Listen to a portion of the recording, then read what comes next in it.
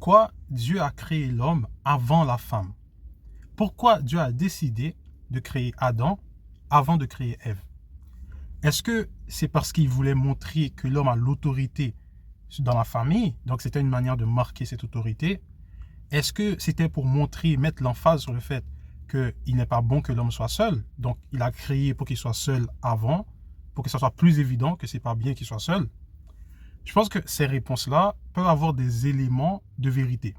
Mais à mon avis, la vraie raison pour laquelle Dieu a créé l'homme avant la femme est beaucoup plus profonde que cela.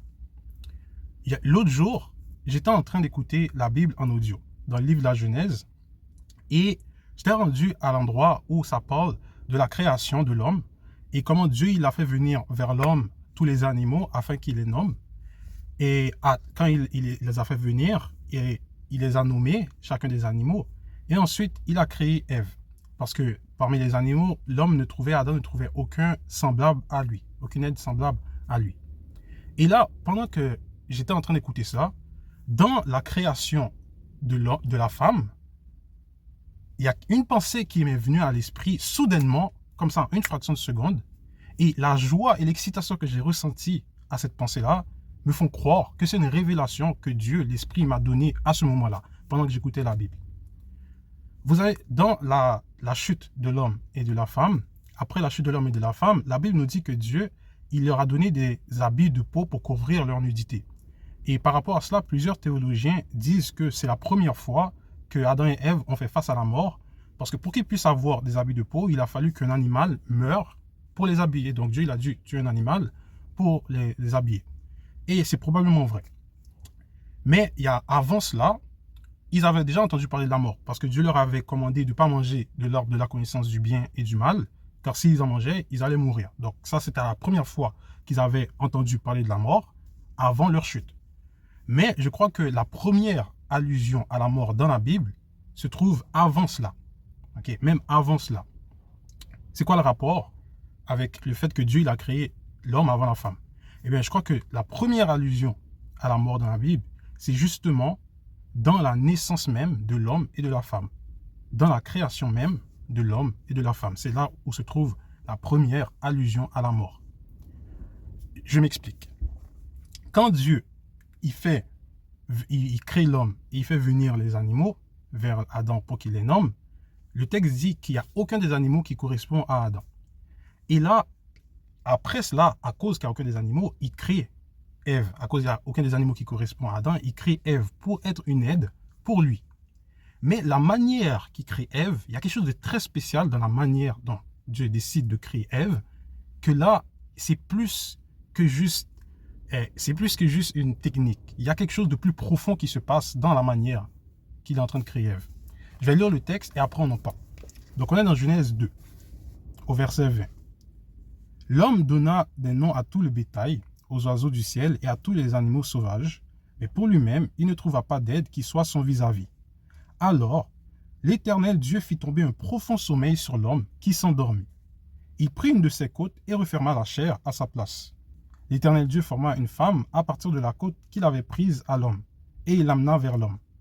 L'homme dit, voici cette fois celle qui est faite des mêmes os et de la même chair que moi. On l'appellera femme parce qu'elle a été tirée de l'homme. Qu'est-ce que vous remarquez dans la manière que Dieu décide de créer la femme à partir de l'homme? Il fait tomber un profond sommeil sur l'homme,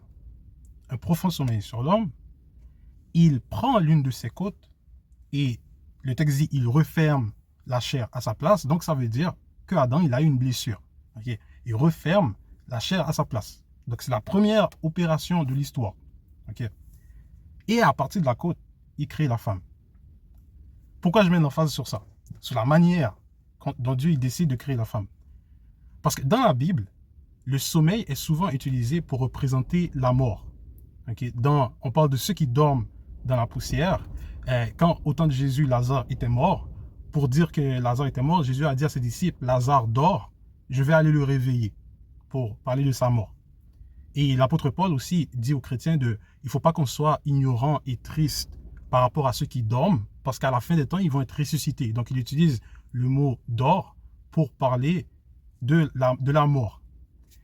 Et dans ce récit-là, de la création d'Ève, Dieu fait tomber un profond sommeil sur Adam. Et là, il prend une de ses côtes, il le blesse, il prend une de ses côtes et il crée la femme avec. Pourquoi il a décidé de faire ça? Pour montrer comment lui-même allait mourir littéralement pour donner la vie à ceux qui croient en lui, à son église, à son épouse. La Bible appelle l'église, les croyants, l'épouse de Dieu, la femme de Dieu. Le peuple de Dieu, c'est la femme de Dieu. Et Jésus, que la Bible appelle le deuxième Adam, le second Adam, est littéralement mort à la croix et a littéralement été percé sur son côté pour que tous ceux qui croient en lui, sa femme, puissent avoir la vie. De la même manière que pour que Ève puisse naître, Adam a dû mourir symboliquement dans un profond sommeil. Jésus, lui, il est mort littéralement pour que nous, on puisse avoir la vie. C'est juste magnifique. C'est magnifique comment Dieu, dans la création même, dans la formation même de l'humanité, il a marqué comment, il a montré comment il allait la racheter, comment il allait racheter l'humanité, qu'on puisse avoir la vie en lui. C'est juste magnifique, c'est beau. Quand je vois des choses comme ça que Dieu met dans la parole, ça m'émeut. Honnêtement, ça m'émeut. C'est magnifique. Merci les amis d'avoir regardé cette vidéo. J'espère que ça vous donne envie de glorifier Dieu et de chercher sa parole plus. En attendant la prochaine vidéo, que Dieu vous bénisse. Bye.